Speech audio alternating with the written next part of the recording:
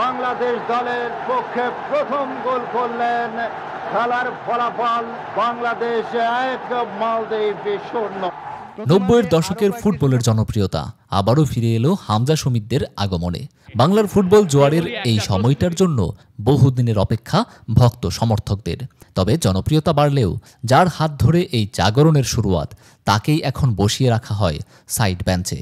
হামজা শমীদ কিংবা ফাহমিদুল যেই পথ দিয়ে লাল সবুজের জার্সি গায়ে তুলেছে, সেই পথের প্রথম পথিক ছিলেন জামাল ভুঁইয়া। 2013 সালে বাংলাদেশ দলে প্রবাসী হিসেবে প্রথম আগমন হয় জামালের। এরপর 2018 সাল থেকে হয়ে ওঠেন জাতীয় দলের কাণ্ডারি। প্রবাসী হিসেবে যেই যাত্রা শুরু করেছিলেন একা, তা এখন 6 জনের বহরে পরিণত হয়েছে।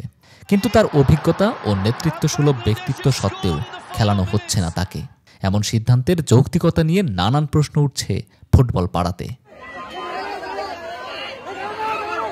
শ্রীলঙ্কায় ভারত ম্যাচে হামজা জামালের জুটি দেখতে মুখিয়েছিলেন ফুটবল প্রেমীরা। তবে কোচ হাবিয়ের কাবরেরার পরিকল্পনাতেই ছিলেন না জামাল ভুঁইয়া।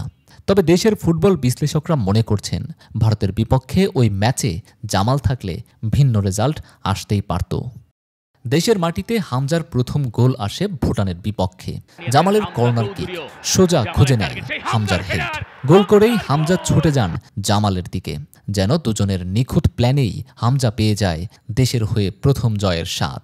এমন কিছুর পর ফুটবল ভক্তদের ধারণা ছিল সিঙ্গাপুরের বিপক্ষে হামজা জামালকে সাথে নিয়েই পরিকল্পনা সাজাবে হাবিয়ের কাবরেরা। কিন্তু জামালকে যেন বড় ম্যাচে রাখতেই নারাজ, শুধুমাত্র সংবাদ সম্মেলন করতেই দলে আছেন তিনি। এদিকে 2027 AFC এশিয়ান কাপ বাছাই পর্বে এখনও বাকি 4টি ম্যাচ। এই পর্বে সামনের প্রতিপক্ষদের বিপক্ষে কৌশল না থাকলে এবং সিনিয়র খেলোয়াড়দের সঠিকভাবে ব্যবহার না করলে বাংলাদেশের সুযোগ ক্রমেই কমতে থাকবে।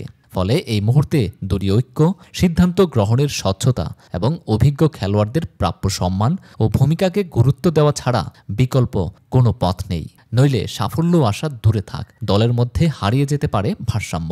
জাতীয় দলের নেতৃত্ব মানে কেবল টস করা নয়, এটি দলের মনোবল ও নৈতিক দিক নির্দেশনার কেন্দ্রবিন্দু।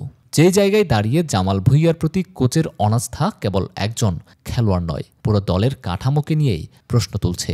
এখন সময় সিদ্ধান্ত পুনর্বিবেচনার, কারণ সময় গড়াচ্ছে আর প্রতিপক্ষেরা শক্তিশালী।